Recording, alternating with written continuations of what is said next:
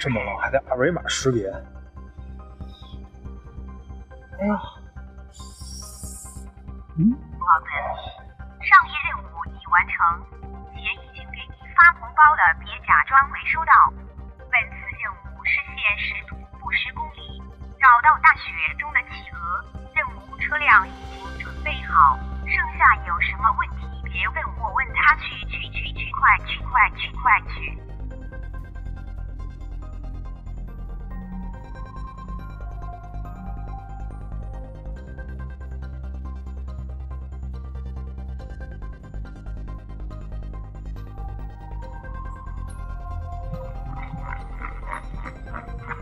我操！有人啊！不是说企鹅吗？不是企鹅，看不太清楚。还好我戴望远镜。不是企鹅。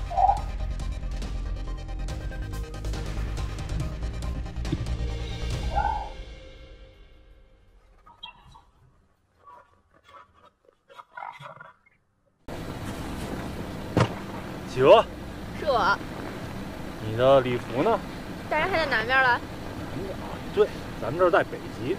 组织交给咱们的最终任务是，组织要求你护送我完成300公里的冰雪驾驶。300公里？还有最后的越野挑战。你行不行啊？我是可以，但是你行吗？这还不乐意，穿的多就了不起是不是？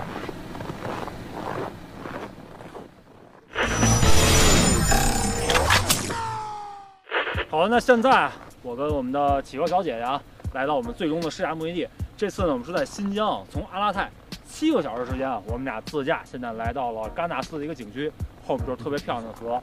然后在这里呢，即将完成我们的任务，是让企鹅小姐姐参加一项冰雪的一个小比赛，看看最终能否获胜。冰雪初体验。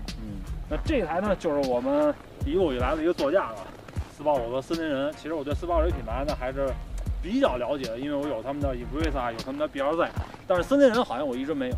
你之前开过森林人吗？没开过。你觉得这车怎么样？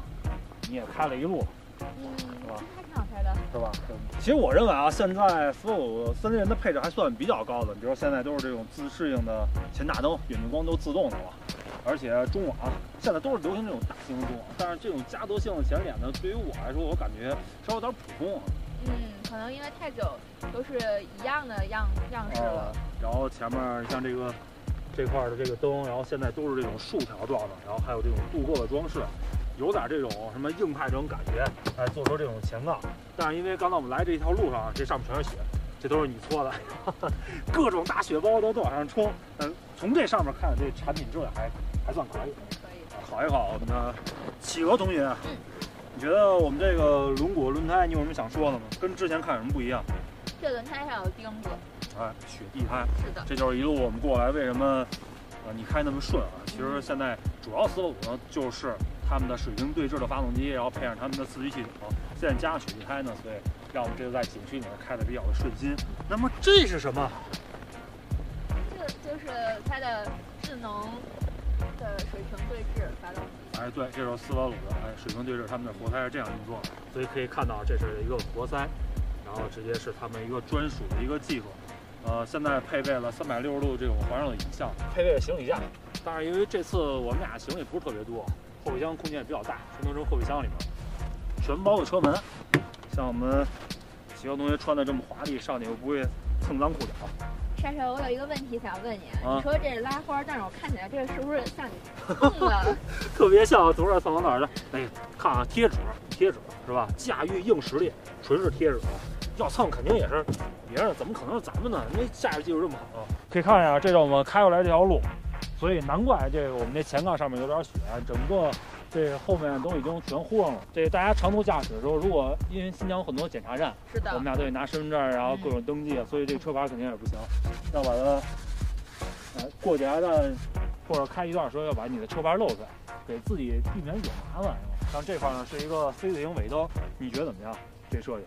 其实还挺有它特色的。但我个人觉得，其实好像没有之前那种款好看啊。可能我是那种比较怀旧的人，单出的排气，总感觉少点，有点不太对称。给大家看一下我们的后备箱，哇，就冻上了，4个人的行李，看一下，几乎放2个大号的登机箱，然后3个书包，然后1个设备箱，还是比较富裕。哎呦，这个顶配的这个内饰啊，反正我是觉得。我还是以我那个 Impreza 那种标准来看，我觉得有点怎么说呢，太家用了。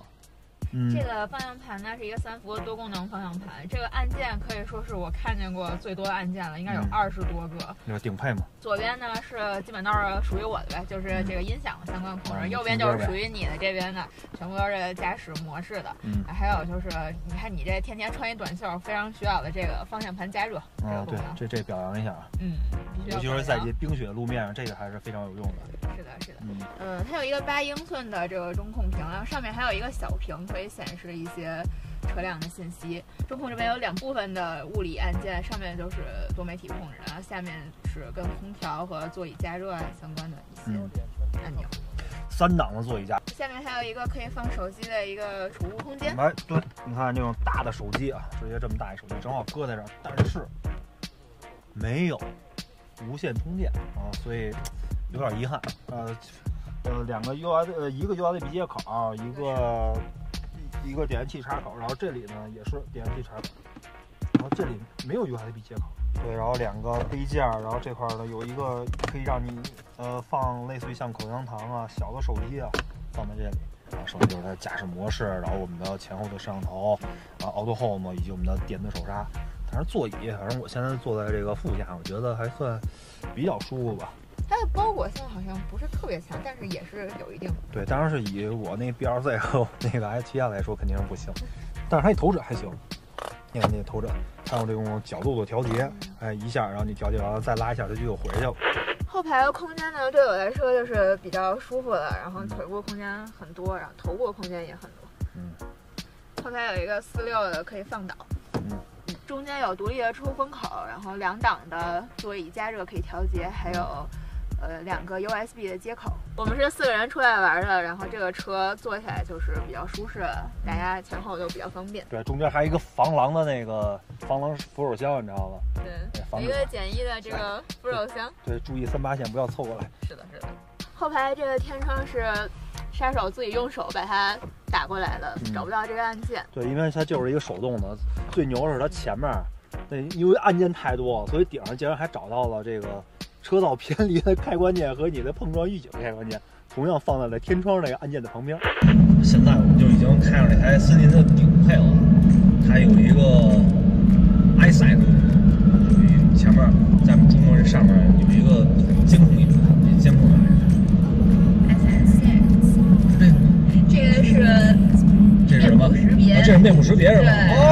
来看你是不是原来这是面部识别。然后据说这个东西就是，如果我是那种不专心开车，比如说拿着手机啊什么的，然后它前面会有一个警示，就告诉我。除了这个 Normal 模式以外，它还有另外就是一个普通的一个 Snow Driver， 然后这边呢还有一个 Deep Snow， 就是我的简单理解就是 Snow Plus。普通的这种雪地的路面的话，就可以直接用这个 Snow 模式。然后如果是那种比较泥泞的、比较深陷的，就会用那个Deep Snow。而且它这个 Snow 的旁边还有2个摄像头的键，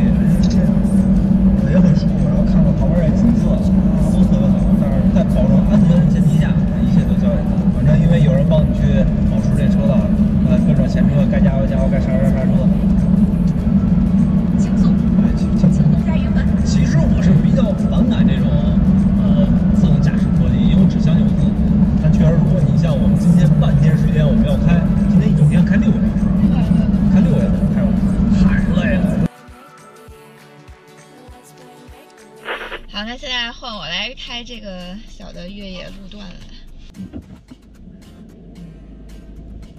哎呀，把你吓的！我不紧张。莎莎老师要见过大场面的人。然后，对，好，这小弯儿，对，这小交叉轴，好，你就过了。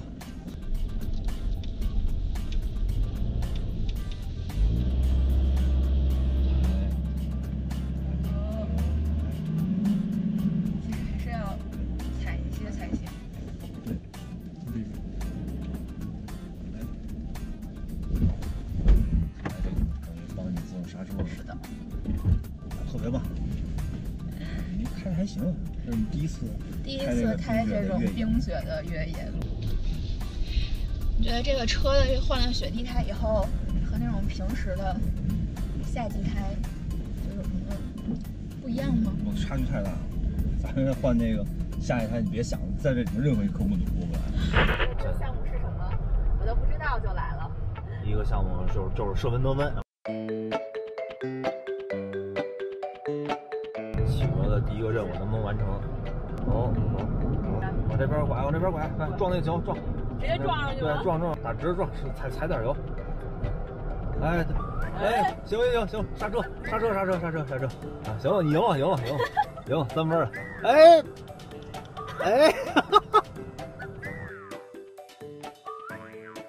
，3、2、1 ，Go！ 还要骑表？那是，你是什么速度？你踩油门了你！这边，哇，这速度太快了！再快一点，速度，咱们是一竞技项目，你看看旁边那。对我来说有点，你知道吧？要出现。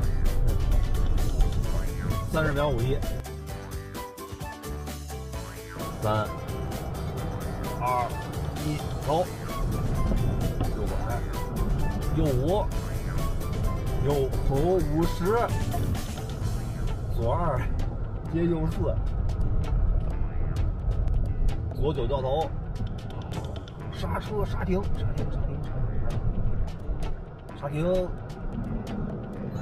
其实我觉得作为第一次来参加冰雪试驾的企鹅好像就不太对啊，企鹅不就一直在冰雪里面？反正这个成绩还行，关键是没有冲出赛道。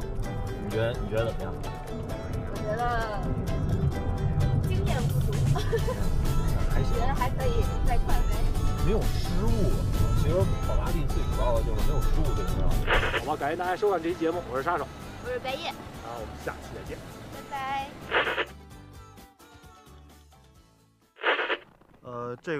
这是冻伤，刚才那个皮冻掉了，拿纸擦的时候整个皮掉了。转过来点，纸擦的时候把这个皮直接给擦掉，所以现在擦不了。看室外温度大概零下29吧，然后手现在关节刚能动。刚才拍望远镜的时候，我们那个镜头差点摔了，然后我们的导演及时把镜头捡起来，没管我的手。这是现在手指头刚能动，然后整个的皮肤呢，现在大家可以看见是这种有点像那种鸡皮似的，不敢撕。这个是完全擦出来的，拿纸一擦，皮就擦掉了。